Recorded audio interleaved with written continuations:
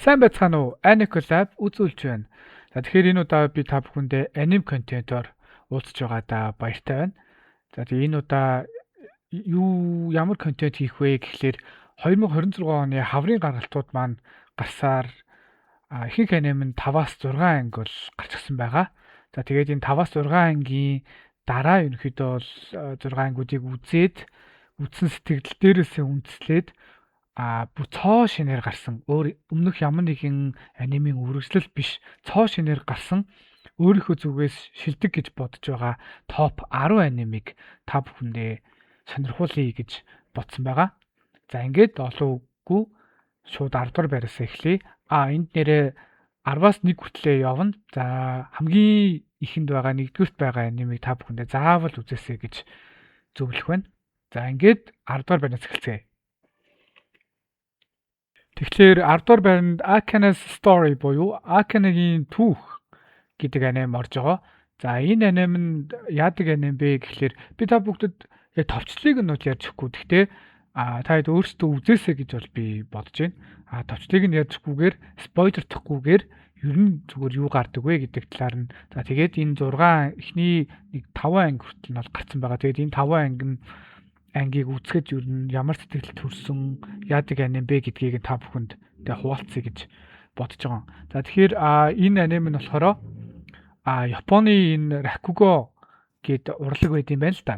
Тэгэд энэ Rakugo гэдэг энэ урлагийнх нь талаар байгаад байгаа. За тэнгууд энэ нь болохоор яадаг урлаг вэ гэхлээр stand up comedy-тэй ерөнхийдөө төстэй. Гэхдээ stand up comedy бол зогсоогоороо ярьдаг. Rakugo болохоор сууж агаад ярьдаг. Stand-up comedy дээр бол юу ч хамаагүй ярьж болно шүү дээ, тий. Өөрийнхөө түүхийг ч ярьж болно, өрөөлхийн түүхийг ч ярьж болно, тий. Ямар нэгэн байдлаар хошин зүйл ярьж босоо байдалтай ерөнхийдөө бол ганц хүний ганцаардсан юм хүн инээлгдэг шоу байгаа, тий. За тэгвэл Rakugo болохоор сууж агаад ярьдаг. Тэгхдээ өөрийнхөө түүхийг ч юм уу, бусдын түүхийг биш цэвэр зохиол ярьдаг. Ингэхдээ дор хаяжны 3-аас 4 дүрд тухайн хүн маань өөрөө хувирч ингэж ярьдаг юм байгаа. За тэгээд Rakugo нь болохоор Японы бас нэгэн соёлын том онцлогтой соёлын том соёл байгаа юм л да. Тэнгүүд яг тухайн Rakugo хийхэд соёл талаасаа юу болдیں۔ Тэ яаж суудیں۔ Одоо кимоногоо яаж тайлдیں гэдэг ч юм уу те. Яг ийм дэвүүр зөвхөн ганцхан дэвүүр ашигладаг гэдэг байгаа байхгүй юу. Тэнгүүд энэ талаар ерөнхийдөө бол нэлээд дэлгэрэнгүй харуулсан энэ аним гэдэг. За тэнгүүд яг энэ аним нь болохоор юу гардаг вэ гэхлээр Akane Osaki гэдэг нэг ахлах сургуулийн сурагч охины талаар ерөнхийдөө гардаг. Энэ охины аав нь болохоор энэ Rakugo жүжигчин гэж ер нь бол явд юм байлээ. Жүжигчин гэж явд юм байлээ. Тэгээд ингээд Rakugo нь болохоор дотроо юм 3 төрөлтэй байдаг. Тэнгүүд хамгийн том төрөл болох шин өвчи гэдэг энэ нэг юм цол байд юм байна л да. Аав нь тэр цолыг авахын тулд юм жүжигсэн тоглолт хийж одоо хүмүүст үзүүлэх шаардлагатай болж байгаа байхгүй. Тэрийг ингээд нэг хүн одоо шин өвчи цолтой хүн ингээд шүүгээд тэгээд хэрвээ тэнцчихвэл тэнцэж, тэнцэхгүй бол тэнцэхгүй байна гэж хэлдэг юм одоо жүжигсэн юм тоглолт хийдэг байгаад байгаа байхгүй. Тэнгүүд яг тухайн акшнд одоо тухайн тэр Akane-гийн ааваас гадна бас өөр зөндөө олон хүмүүстэй тоглолтод ингэж оролцож шалгуултыг. Тэгсэн чинь аав нь тэнцээгүй мэдээж ойлгомжтой тий тэнцээгүй. Тэгээд ер нь бол аав нь Rakugo-гоо болоод өөр юм ажил хийхээр болдог. Тэгэнгүүт охин нь болохоор ааваараа маш их бахархдаг байжгаад манай аавын энэ Rakugo үзүүлбэр бол энэ шин үчи цол авах хэмжээний юм мундаг үзүүлбэрээ тэрийг би ингээ баталж үзүүлнэ гэд өөрөө ерөнхийдөө бол энэ Rakugo жүжигчин болж байгаагаар аним маань ингэж үргэлжилдэг байгаа. За тэгээд энэ анимыг бол би 10 дугаар байранд бичсэн. Та бүхэн үзээрэй гэж хүсэж байна. Ер нь бол анимч нь өөрөө Японы өөрөө соёлын нэг том хэсэг байгаа. Тэнгүүт анимээр дамжуулаад бас бусад ингэж Японыхоо соёлоодыг ингэж түнгээ дэлгэрүүлдэг надад маш их таалагддаг. Тэгээд та бүхэн Rakugo гэж юу вэ? Rakugo ер нь бол яаж хийж ийн гэдгийг үзхийг хүсвэл энэ анимыг үзээрэй гэж та бүхэнд зөвлөмөр байна. За 9-р байранд орж байгаа аним бол Marriage Toxin гэдэг аним байгаа. За тэгээд Marriage Toxin гэдэг анхнаасаа ингээд нэрнээс нь ишлүүлээ сонсоход болохоор ийм одоо байнгын хэрэлдээл салаас нийлээл байдаг ч юм уу тийм токсик харилцаатай хосуудын талаар юм болов гэж бодож байсан. Тэгсэн чинь бүр шал өөр байсан. За энэ аним дээр ерөнхийдөө юу гарч байгаа вэ гэхээр Hikaru Gero гэд ийм хор ашиглаж хүн алдаг алуурчны талаар гардаг. За тэгэнгүүт ерөнхийдөө энэ анимын ертөнцид болохоор ингэж хүн алдаг хүмүүсийг болохоор ашиглагч гэж нэрлэдэг байгаа. Тэгэнгүүт ашиглагч ингээд гэр бүлүүд байдаг. Одоо Японч өөрөө маш их ийм гэр бүл суурьтай шүү дээ. Тийм удмууд байдаг гэсэн үг. Тэгэнгүүт Hikaru Gero болохоор toxic гэдэг байгаа буюу хор ашиглаж ерөнхийдөө бол хүмүүсийг алдаг. Өөртөө ингэж хор шахаж ийм супер хүний хүч энэ төр олж авдаг ийм алуурчин байгаад байгаа байхгүй юу. За тэнгүүт өөр бас ингэж ашиглагч нар байдаг. Жишээ нь шавж ашиглагч гэж байна, дуу ашиглагч гэж байна. Эдгээр бүгдээрээ л ялгаагүй юм алуурчтай байгаа.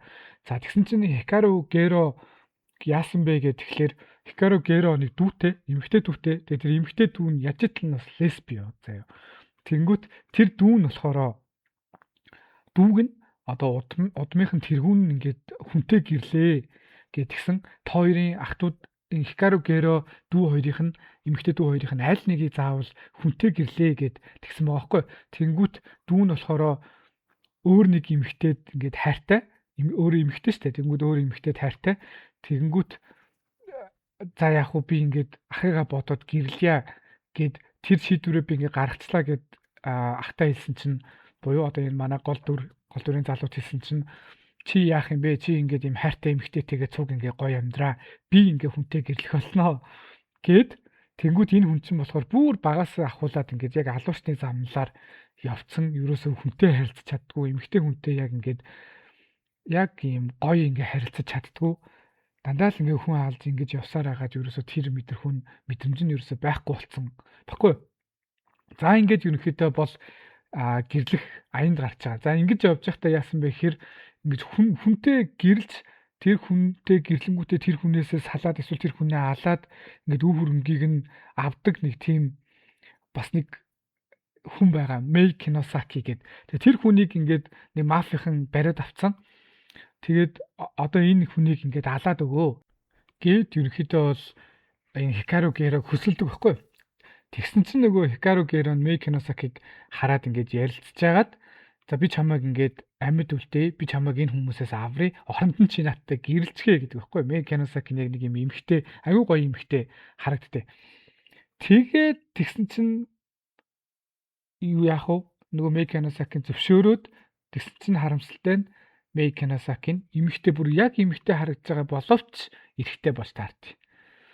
За ингээд угаасаа гэрэлж чадахгүй болж байгаа. Гэхдээ яадаг вэ гэхээр Mei Kinosaki өмнө зөндөө олон ингээ хүмүүс өрхтаад ингээд гэрэлцсэн учраас тэгвэл чи надаа ингээд одоо туслаад намайг ингээд хүнтэй гэрлүүлээд өгөө, суулгаад өгөө, эмхтэй хүмүүсийг найраад өгөө гэд ерөнхийдөө тусламж авдаг гэсэн үг.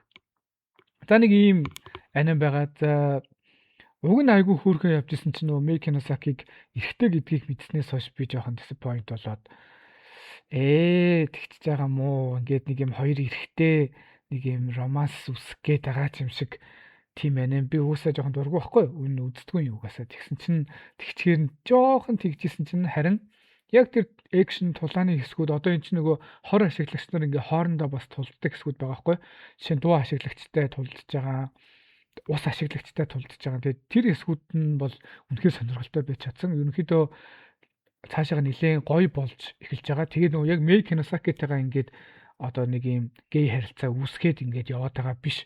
Өөр эмэгтэйчүүдтэй үнэхээр яг жинхнээсээ ингээд харилцаа үүсгэх гэж яваад байгаа. Учираас ерөнхийдөө энэ аним бол нэлээд бас дайчгүй. Тулаан бас зураглалын хувьд нэлээд дайчгүй гэж үзэж байна. Тэгээд та бүхэн бас сонирхоод үзээрэй. За 8 дугаар байранд орж байгаа аним бол Liar Game. За Liar Game буюу одоо худлын тоглоом гэдэг аа тий. Хэрэв та нар Squid Game, Alice in Borderland, Tomodachi Game тий Kakegurui гэдэг ч юм уу энэ аним болон кинонуудад дуртай бол танд бол таалагдана гэдэгт бол итгэлтэй байна. Яг л адилхан хүмүүсийг ингээ хооронд нь тоглуулж өрсөлдүүлдэг ийм аним байгаад байгаа. Яг хөө гэхдээ яг 8 дугаар байранд бичигдсэн бэ гэхлээр миний хувьд зохиол нь жоохон бас сул бичигдсэн болов уу гэж бодож байгаа. Энд чи одоо бас яг нэг 5 анги байна уу 6 анги гарчаад байгаа шүү дээ, тэ. Тэгэнгүүт зохиолын хувьд бол жоохон бас мяа байгаад байгаа. Бас яг ингээд тухайн тоглоомын төгсгөлийг таамаглахаар баг ингээл болоо юм шүү гэд бодохоор тим ингээд тоглоомуудыг тоглуулад байгаа байхгүй юу? За тэгэхээр энд анime маань юу гардаг вэ гэхээр Nao Kanzaki гэдэг нэг эмэгтэй байгаа. Тэгээ аав нь айгүй хүнд өвчтэй. Тэгээ зүгээр энгийн жирийн л нэг эмэгтэй. Тэгээд энэ эмэгтэйд 100 сая вон ингээд ирснээр ерөөдөө бол үйл явдал эхэлдэг. Тэгээд яадаг вэ гэхээр сонгогдсон нэг хоёр хүн хоорондоо тухайн 100 саяынх нь аль 100 сая йенийх нь хэд ч хамаагүй мөнгийг ингээд хулгайлах ёстой ийм тоглоом тоглож эхэлдэг байхгүй.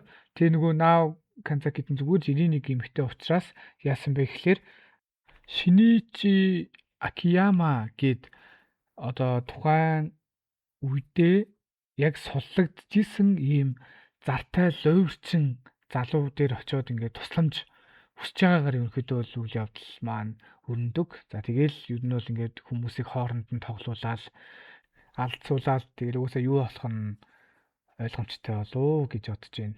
За тэгээ би өмнө хэлсэн Squid Game ч юм уу тий Alice in Borderland гэх мэт анимуудыг биш кино анимуудыг ерөнхийдөө та бүхэн үздэг бол ийм төрлийн кино зохиол дуртай бол сонирхоод үзээрэй гэж зөвлөхөр байна.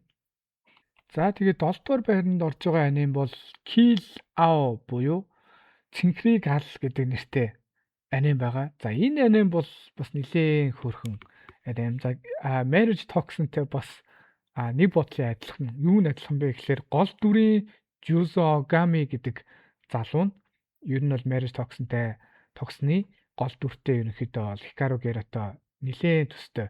За юунд төстэй вэ гэхээр энэ хоёр хоёулаа алуурчин. Бүр багасаа эхлээл ерөнхийдөө бол энэ аллагын ертөнцид орчихсон юм алуурчин. Гэтэ Juzo Ogami нөгөө Hikaruга бодох юм бол хамаагүй хөгшин 40 гаруй насны бараг 50 40 байгаа ийм хүн баггүй. Тэгээ их нэртэй хүүхэдтэй нэг өсвөр насны охинтой ийм хүн байгаад байгаа. За тэгсэн чинь яасан бэ гэхээр нэг өдөр ингээд яг ажиллаа гүйцэтгээд өөрөгд ажиллаа гүйцэтгээд ингээд хүн алаад нэг ийм чемодан олж ирэхдээ алууртай явж. Тэр чемоданаа аваад ирсэн чинь тэр чемодан дотор нь юу байсан бэ гэхээр ийм био зэвсэг байсан. Тэр био зэвсэг нь болохоор зүгий байсан. Тэгсэн чинь тэр зүгийндөө нөгөө Juzo Ogami-ийн самсруу байдлаар хатгуулцдаг байхгүй. За ингээд хатгуулцснаас хойш юу болох вэ гэхээр ахлах сургуулийн хүүхэд шиг битээ болоод хувирчдээ. Тэр зүгийнд хатгуулснаас болоод. Тэгээ яг ингээд тархин нь болохоор яг нэг 50-тай хүн алуурчин хэвээрээ байгаад байдаг. Тэгээ бие нь яг ахлах сургуулийн хүн шиг болцдог байхгүй. За тэгсэн чинь тэр нөгөө нэг био зэвсгийг үйлдвэрийнх нь эзний охин нэг ахлах сургуульд явдаг болж таарад. За тэгээд тэр охиныг тагнаж тэр зэвсгийнхэн талаар мэдээлэл авахаар тэгээд Juzo Ogami маань ахлах сургуулийн сурагч болоод ахлах сургуульд явдаг байгаа. За ингээд ерөнхийдөө бол нэлийн хөвгтэй явдлууд бол үүснэ.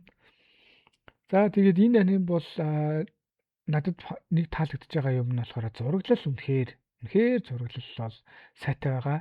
За өмнөх анимуудтай адилхан 5-6 анги гарчихсан байгаа. За энэ 5-6 ангийн дараа ерөнхийдөө үйл явдал нь бол нэг тэгж амар бас хүчтэй гоёор явахгүй байгаа ч гэсэн айжуухан эхлэлээ ингээд тавьж байгаа гэж харж байна.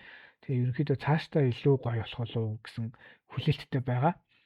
За тэгээд та бүхэн Цэнхрийг ал гэдэг энэ анимыг ерөнхийдөө бас сонирхоод үзээрэй гэж хэлэх байна. За харин 6 дугаар байранд Kusunoki-те The Garden Attached to God буюу Бурхны цэцэрлэгт Kusunoki харш гэдэг ийм аним орж байгаа. За энэ аним болохоор өмнөх анимуудаас бол нэлээд өөр аним байгаа. За Minato Kusunoki гэдэг гол дүрийн бас л нэг эрэгтэй. За нэг 20 гарч байгаа 30 төгсөн болов гэмээр ийм залуугийн талаар гардаг. Тэгээд энэ залуу нь яадаг вэ гэхлээр сахиус болдог гэж ойлгож болно. Сахиус болно гэхлээр мэдээж муу ёрын сүнснүүдийг тухайн өөрийнхөө бичсэн бичгийн сахиусаар устгаж чаддаг байгаад байгаа. За тэгэнгүүт яасан бэ гэхлээр нэг газар нүүж ирээд өөрийнхөө нөгөө нэг гэрийнхээ ингээд хаягийг өөрийнхөө нэрийг ингээд гэрийнхээ үүдэнд бичдэг шүү дээ тий. Тэгээ өөрийнхөө гараар ингээд бичсэн чинь тухайн амьдарч исэн газрынх нь уулын бурхан нь нилээн нөгөө нэг хүчин ингээд суларсан байсан. Тэр бичгнээс нь болоод ингээд хүчин сэргээд тэгээд ингээд Кусанокитой цуг гэрт нь амьдрахаар ингээд ирдэг. Тэгээд ээлж ээлжээрээ тухайн газар хавийнх нь ингээд бурхан, сахиус, шүтэнүүд ерөнхийдөө бол ингээд тэр газар цугладаг. Тэгээд бүүнөрөө нийлж ийм муу ёрын сүнснүүдийн эсрэг ингээд бас тулдах үедээ тултан те ийм юм болдог. За тэгээд надад бол нэлээ ийм чийл юм санагдаад байгаа хгүй. Та зүгээр л тархиа унтраагаад ийм хөөрхөн гой зурагтай зүгээр л энгийн ийм аним үзхийг эсвэл нэг тийм амар сүртэй юм байхгүй те тийм муу ёрын сүнс мүс гэж байгаа боловч тийм амар ийм одоо муухай царай мариатай ч юм уу те тиймэрхүү юмнууд бол нэг тэгэж гарахгүй тийм амар хүн айгаад ах юм бол харьцангуй гайгүй. Тэгээ зүгээр л ерөнхийдөө нэлийн хөөрхөн аним байгаад байгаа. Сүнс supernatural ийм сахиус те шүтэн ийм одоо анимуудад дуртай бол та бүхэн үзээрэй гэж зөвлөхөр байна. За харин 5 дугаар байранд болохоор Ice Castle Wall буюу мөсөн цамхаг гэх үү те мөсөн цайц гэх юм уу ингэж орчуулагдж байгаа аним орсон байна. За энэ аним бол харин ёстой ийм одоо өвөрмөц гэх нь хаашаа ийм 10 жилийнхэн илүү их үзээсэй гэж бодсон. За мэдээж энэ аним нь өөрөө 10 жилийнхний одоо хайр дурлал үерхэл нөхөрлөлийн талаар гардаг slice of life буюу зүгээр игэлж ирийн амьдралын талаар гардаг юм аним байгаа. За бусад анимуудаасаа юугаар ялгаатай вэ гэхээр гол дүрийн охин илүү ийм дотогшоогоо жоохон ганцаардмал ийм бусадтай харилцагтаа жоохон тааруу тийм хүн байгаад байгаа. Тэгээ уусаа нэрнээсээ ч гэсэн харагдаж байгаа байх. Яг өөрийнхөө ингээд эргэн тойронд ийм мөсөн цайз ингээд босгочдөг. Нэг хүмүүстэй харилцаад байхыг хүсдэггүй. Тийм дотогшоогоо ер нь бол тийм охины талаар байгаад байгаа. Тэгээд цорын гац айгүй сайн эмэгтэй найзтай. Тэгээд тэр эмэгтэй найз нь болохоор нэлээ илүү нөгөө нэг хүмүүстэй илүү нийлдэг, экстроверт гэх юм уу те ийм хүн. Өөрөө болохоор интроверт ийм хүн байгаа. За тэгээд ийм интроверт хүмүүстэй ер нь бол яаж харьцах хэвтэй энэ хүмүүс ер нь юу боддیں۔ Яагаад ер нь интроверт болцсон гэдэг ч юм уу те энэ бүхнийг ерөнхийдөө та бүхэн жоохон медиа гэх юм бол эсвэл та нар өөрсдөө интроверт бол бас энэ анимыг үзээрэй гэж нэлээд зөвлөхөр байна. Одоо ийм сэтгэл хөдлөл тухайн хүний сэтгэлийг айгүй гоё ингэж харуулсан аним билээ. Ялангуяа тэр интроверт ингэж дотгошоогоо байгаад байгаа тэр хүмүүсийн сэтгэл зүг ерөнхийдөө маш гоёор харуулсан ийм аним болсон байсан. Яг ихний 6 ангийн дараа шүү дээ тий. Тэгэхээр ерөнхийдөө бол цаашаагаа илүү гоё болоод аз жаргалтай төгсвөл нэлээд бас гоё аним байлээ. За энэ 4-р байранд болохоор нөгөө нэг урт нэртэй нэг өгүүлбэр шиг нэртэй анимуудын нэг орж байгаа. I made friends with the second prettiest girl in my class буюу би ангийнхаа 2 дахь хөөрхөн охинтой найзалсан гэдэг нэртэй ийм аним орж байгаа. За энэ аним болохоор амар хөөрхөн аним заяа. Бас л 10 жилийнхний тухай ийм slice of life те зүгээр л эгэлж ирийн ингээд амьдралын талаар гардаг ямар нэгэн супер хүч мүч тийм юмнууд ерөнхийдөө байхгүй. Тэгэнгүүт яадаг вэ гэхээр Маки Майхара гэд ийм хөвгүүн байгаа. За тэгээд тэр хөвгүүн нь болохоор зүгээр л ийм жирийн л хүүхэд нэг тийм бас хүмүүстэй нэг тэгж их харьцаад байдгүй. Тэ яг уу отаку биш. Гэхдээ яадаг вэ гэхээр ийм балай кинонуудад аягүй дуртай. Амар муу гэж үнэлэгддэг кинонууд ч юм уу тийм кино минь үзэх аягүй дуртай. Тоглож гэхдээ бас ингээд тоглож монголдог. Зүгээр л ийм жирийн хүүхдтэйсэн баггүй. Тэгсэн чинь нэг өдөр нэг дараагийнх үзэх киног ингэж хайж авч ягаад ангийнхаа ингээд 2 дахь хөөрхөн гэж үнэлэгддэг Үми Ясанаги гэдэг охинтой самсргүй тааралдаад тэгээд ер нь бол үзэл бодол одоо сонирхол нэгтэй болж таараад тэгээд тэр охинтойгоо ингээд найзалж байгаагаар Тэ юу сайн нэрнээсээ ойлгомжтой байна шүү дээ. Ерөнхийдөө энэ аним бол явдаг. За тэгээ Ю Амами гээд ангийнх нь хамгийн хөөрхөн гэгддэг охин байдаг. Тэр охинтой болохоор энэ Үми Асанаги гэдэг охин найзалдаг. Тэгээ ингээд Маки Май Харатай цуг ингээд гуруулаа ингээд найзалж байгаагаар энэ аним бол цаашаага үргэлжилнэ. Тэгээ яг уу мэдээж Үми Асанаги болон Маки Май Хара хоёрын хооронд юм хайр дурлалын асуудал бол яг одоо ингээд 6 дугаар ангийн дараа бол бас үүсчээд айгүй хөөрхөн явж байна. Тэгээд юу Амами болохоор юу гэж ингээд George Bill гэдэг чинь те ингээд 3 дахь дуугүй болоод ингээд явж байгаа. Тэгээ ерөөдөө бас нэлээ хөөрхөн юм cute гэмээр team аним байгаа та. Тэгээ та бүхэн бас энэ анимыг нэлээд сонирхоод үзээрэй гэж та бүхэндээ хэлэх байна.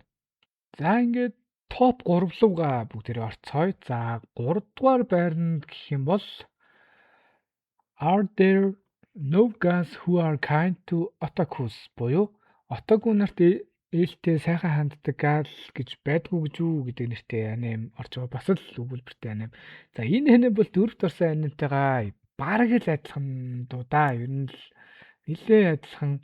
За гол дүрийнх нь залуу нь өмнөх аним дээр одоо ийм сонин ийм кинон дуртай байсан бол одоо энэ аним дээр бол гол дүр нь бүр цэвэр отаку та бүр ийм бага ангийн охтуудад зориулсан нэг ийм анимэнд бүр донтцсон тэр анимыг бүр ингэ шүтдэг. Тим отаку хүүхдийн талаар гардаг. Тэгсэн чинь яадаг вэ гэхээр тэр анимд нь ангийнх нь өөр нэг охин бас дуртай болж таарад. Тэр охин бас отаку. Гэтэ өөрийнхөө отаку гэдгийг амар нуудаг тийм охин байсан баггүй. За тэгэнгүүт тэр охинтой болохоор ийм гал гэдэг чинь тийм амар хурц тод өнгийн үстэй нүр амар буддаг ийм богинохон банзал өмсдөг энэ нэлийн жоохон задгайд хувцалдаг нэг ийм охтууд байдаг шүү дээ тийм охинтой найзалдаг. Тэгээ ерөнхийдөө энэ гурав бас ингээ хоорондоо найзалж байгаагаар ер нь бол гардаг. Гэтэ яг өмнөх анимаас ялгаатай нь болохоор өмнөхдөр бол хоёр дахь хөрхөн охин гол дүрхэхэд эрэгтэйтэй л ер нь ингээд романс үсгээд байгаа байхгүй. Энэ дээр болохоор ингээд гурлаа хоорондоо ингээд аним романс үсэх гээд байгаа юм шиг ер нь бол филинг бол өгч байгаа. За гэхдээ энэ анимыг яагаад нөгөө анимаасаа дээр буюу 3-т бичигдсэн бэ гэхээр арай илүү cute гэх юм уу. Тэг арай илүү хөөрхөн. Ингээд тэр ярьж байгаа нь хоорондоо ингээд ярьж байгаа нь тоглож байгаа нь гээд ер нь бол тэтэн нь бол хамаагүй илүү ч яг нэг чүд илүү хөөрхөн учраас юм 3-т оролцсон. Гэтэ энэ хоёр анимыг ер нь нэг байранд бичсэн ч болно дөө. Эсвэл ингээ би энийх нь байрыг сольдог ч юм уу тэгсэн ч болно.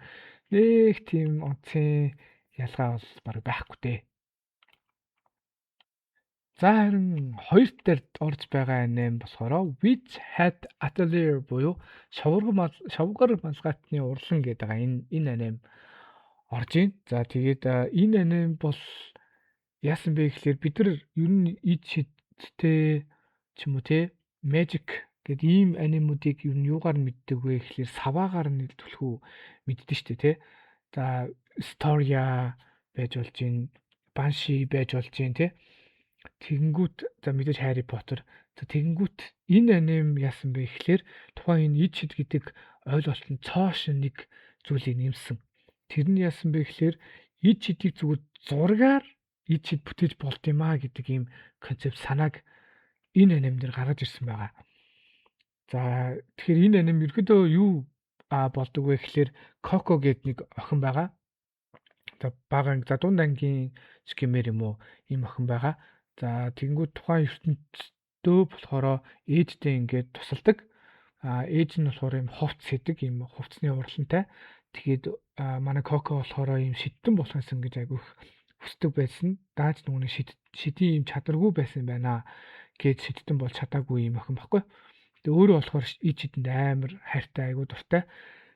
За тэгсэн чинь нэг өдөр яасан бэ гэхээр санамсаргүй байдлаар ид шид бол зургаар ингэж бүтдэм байна гэдгийг мэдчихтэй.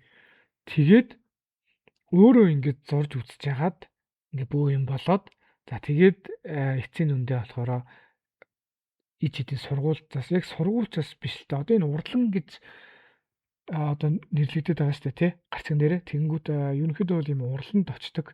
Тэнгүүд мэдээж багш нь ингээд одоо коког нэмээд 4 шавьтай болж байгаа байхгүй. Тэгэхээр бас яг ингээд анги гэхэд хэцүү, сургууль гэхэд хэцүү. Тэгэхээр яалчгүй ингээд урлан болж таараад байгаа. За тэнгүүд мэдээж энэ ертөнцид луу муу гэж байгаа. Шидий амтд гэж байгаа. За тэгээд мэдээж эсрэг талын шидтэнгүүд гэж байгаа гэдэг ч юм уу те. Гэхдээ одоо шүүр унж мунж ингэж нисдэн штэ те. Бусад одоо аним кинонууд дээр эднүүд тэгэнгүүт энэ дээр болохоор тэгдүү ингээд гутлынхаа ууланд зураад тэгээд тэр зурснараа дамжуулаад ингээд нисч өсдөг. Ийм сонирхолтой. Тэгэхээр ер нь бол концепц нь бол маш сонирхолтой байгаад байгаа. Тэгээ та бүхэн сонирхоорой гэж үзээрэй гэж бол үнэхээр хүсэж байна. Үнэхээр сонирхолтой содон аним байгаад байгаа шүү. Ингээд нэгдүгээр байранд Diamonds of the Shadow Realm буюу Сүдрийн ертөнцийн хос гэж орчуулад байгаа. Ийм аним орж байна. За тэгээд энэ аним болохоор юугаараа алдартай болсон бэ гэхлээр Full Metal Alchemist гэдэг алдартай аним байдаг. Энэ анимын зохиолч Hiromu Arakawa-гийн хамгийн сүүлийн үеийн бүтээл нь байгаад байгаа.